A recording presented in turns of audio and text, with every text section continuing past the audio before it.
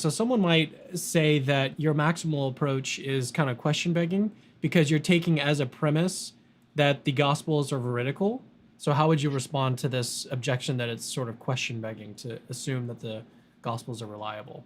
There's a difference between saying that something is going to be objected to by the skeptic and saying that it's question begging.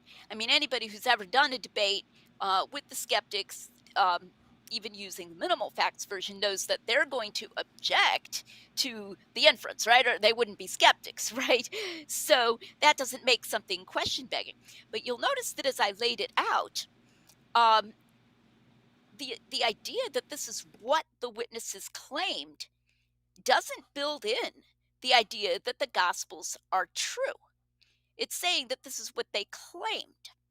And this is something that you can get really confused about. In this most recent book by Dale Allison, he misunderstood, and I don't know how he managed this, but he misunderstood Tim's and my 2009 article in the Blackwell Companion and said the McGrews assumed the detailed facticity of the gospel accounts.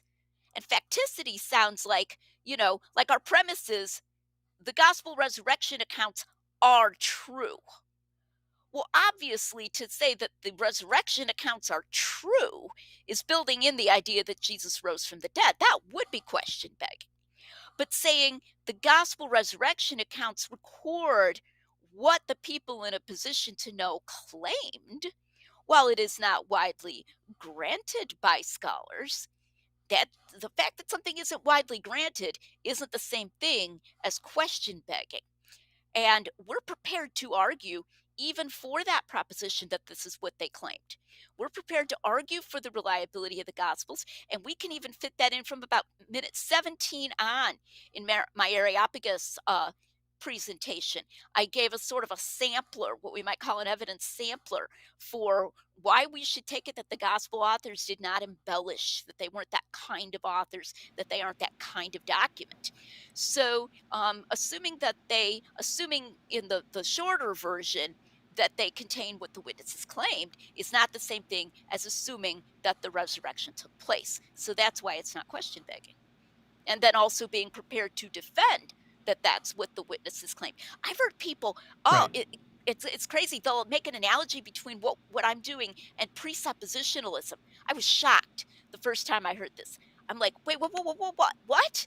I'm like a very rampaging evidentialist. Why in the world would you think this is presuppositionalism? And so I want to refute that idea right here. I'm not saying, oh, we just have to trust the Bible. That's not what this is at all.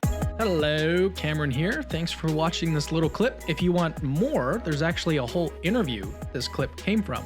Just click the link on the screen. Oh, and by the way, we post 2 to 3 new videos a week. So if you're interested in apologetics at all, make sure to subscribe to my channel so you can catch our latest content. Oh, and then lastly, remember that Christianity is true.